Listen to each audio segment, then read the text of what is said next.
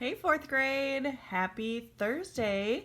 Today we are going to dig a little bit deeper into Cinquain poetry. So if you have your poetry journal out, go ahead and open up to page 29. That is where we left off last time, and you wrote a little practice poem. But I really like page 29 because I think it really gives you a good description of what a Cinquain poem is. Line 1 is only one word, and so you choose your subject, some kind of noun. Line 2 is two words, and those two words describe the subject. Bonus, if you can pause right now and tell somebody at home what kind of word describes a noun. What do you call that?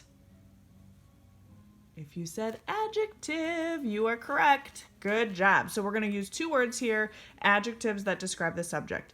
Line 3 is 3 words long, and those are action words about the subject. And when we practice today, I'm going to show you 2 different ways that you can use action words. That's a really fun thing about poetry, is that oftentimes there's some flexibility. If you would look up Cinquain poetry and look up different examples, you would see lots of different ways that people interpret line 3. So I'll show you a couple ways. Line 4 is 4 words. And those 4 words are feelings about the subject. It could be how you feel about the subject. It could be how the subject is feeling. It's not really so much like an emotional feeling like I love this or whatever. It's just kind of what is this thing, or like in this case, this puppy, what does it like to do? It wags its tail happily. You know, that doesn't really say how the puppy is totally emotionally. It does say happily, but it's just kind of a more of a general phrase that goes a little bit further to describe the subject.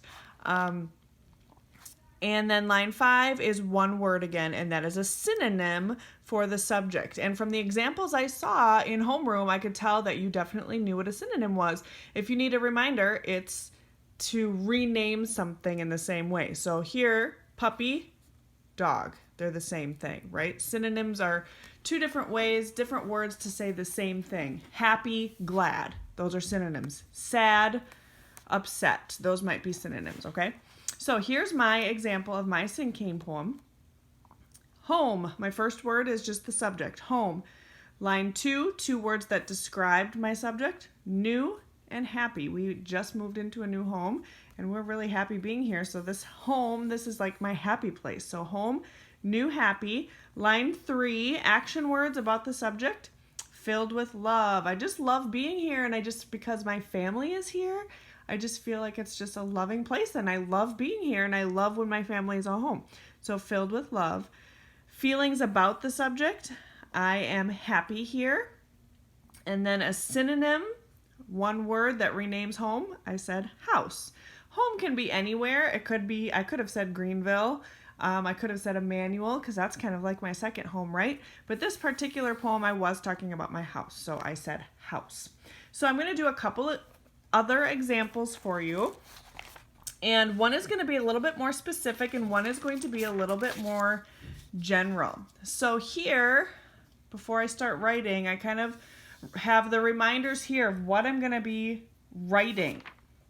So I was going to do this all with you, and I kind of goofed, and I already wrote the first line for you. So now you can see what we're going to write about. One of my daughters who goes to FVL is in a sculpture class, and so right now she's making a fish, and so I was inspired to write about a goldfish. So line 1 is one word, and it is a noun, and so I chose the word goldfish. I'll rewrite it in red so that it stands out from all the black writing I'm using right now. Line 2 is 2 words, and I'm going to choose 2 adjectives that describe a goldfish. So I'm going to say scaly and shimmery. Do you ever notice that? I notice that especially when we're at our doctor's office. They have a huge fish tank, and the fish just swim around in circles. And I'm mesmerized by their scales because they shimmer. They I don't know, they remind me of a mermaid or something like that. They're just, I don't know, just pretty.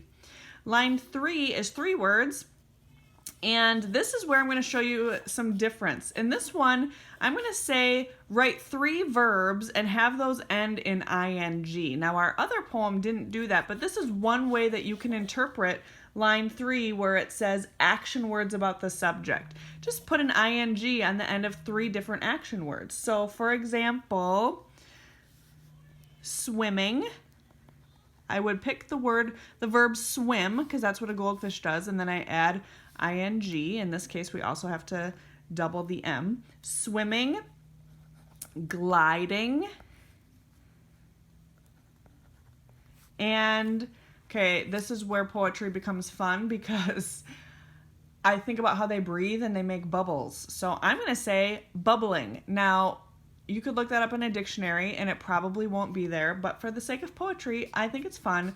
I'm going to write bubbling. So if you have some fun, inventive words like that, as long as they kind of make sense and fit, go for it. Line 4, 4 words that share feelings. Remember, it can be kind of feelings about the goldfish or what you think the goldfish might be feeling. You decide. So line 4, I'm going to say seems content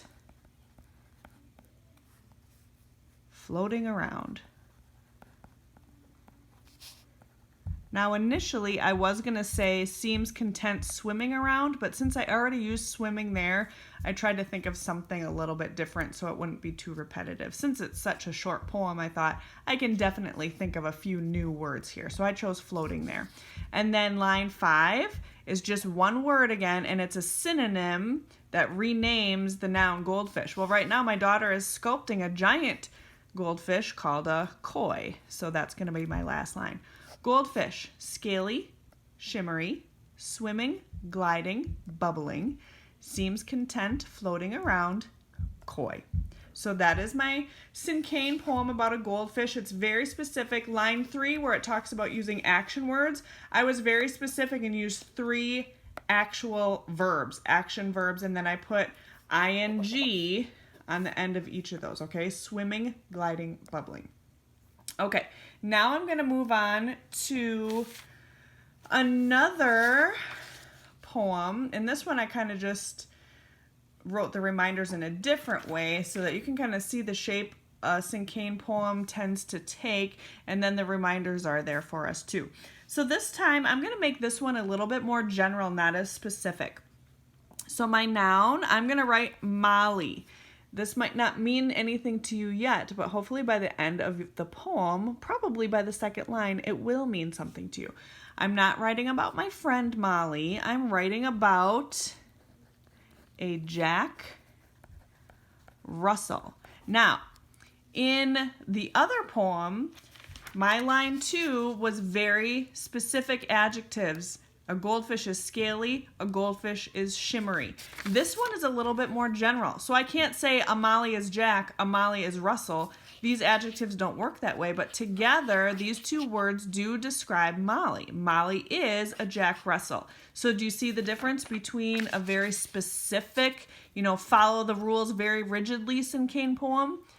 Scaly goldfish, shimmery goldfish. These are 2 adjectives, okay? These 2 are 2 words that do describe Molly. So I'm being a little bit more relaxed with following the rules on this poem. The next line, I'm going to say playful and friendly. Now, this is also different because in this first poem, it said 3 verbs or action words, right? So I was very specific. You can swim, you can glide, you can bubble. Or breathe. Remember, that's my fake made-up verb. You can do all those things. They are each an action word. But here, I'm being a little bit more relaxed, and I'm just saying, in general, Molly likes to play, and she's really friendly. So I just kind of put together a 3-word phrase that further describes Molly and kind of how she acts, like her actions. She is playful and friendly in the way that she acts. Okay, so this is definitely more flexible.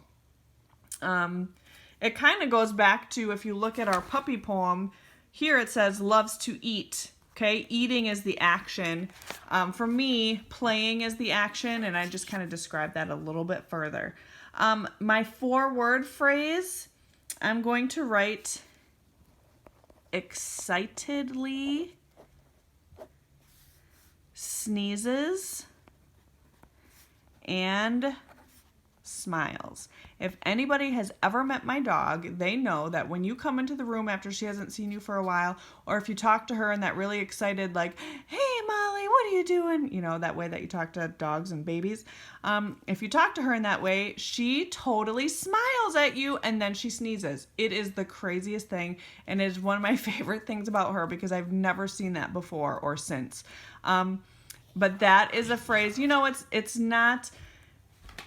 If we go back to this, it says feelings about the subject. It doesn't, I'm not saying I love it when she smiles and sneezes, because that's way more than 4 words, but I do love when she smiles and sneezes. So I just wrote that, excitedly sneezes and smiles. And I wrote that because it does bring feelings of love for her from me, you know? So it's just a very more relaxed way to interpret that. And then the last word I'm going to write dog, because Molly is my dog. So again, 2 very different interpretations of a cinquain. This one very specific and very rigid in following the rules. Goldfish is a noun. Scaly and shimmery are adjectives. Swimming, gliding, bubbling are 3 verbs ending in ing. Seems content floating around is a 4-word phrase that I feel describes the feeling of a goldfish. And then coy is a 1-word noun that renames goldfish. Very specific. This one's more general. Molly is a noun. It's the name of my dog. Jack Russell, these 2 words together do describe Molly, so I put them in the adjective category. 3-verb kind of phrase. Here I wrote playful and friendly because that's just how she is. It really describes her entire being. Excitedly sneezes and smiles. These 4 words definitely describe what's something I love about her. And then dog. So I want you to just have fun as you make this poem. I want you to, you know, if you're really content following the rules really rigidly, then you should do that. If you want to be a little bit more relaxed, that's okay too. The point, remember, you want to have fun. Poetry is fun. Enjoy exploring this. You know, try a couple of drafts and just see what you come up with and just have fun with it. Don't be scared to try something new. So what I want you to do now, turn to page 30. After you've had some time to practice, maybe you already practiced with me and paused the video while you were making it.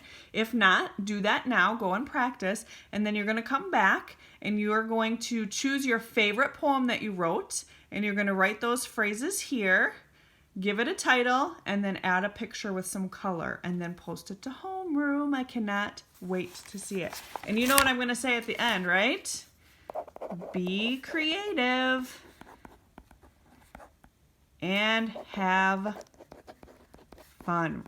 Remember to choose a subject that you enjoy, because if you're bored, you're not going to have any fun writing this poem. So choose something that you love and write about it. I can't wait to see what you come up with. Have a great day, 4th grade. Bye-bye.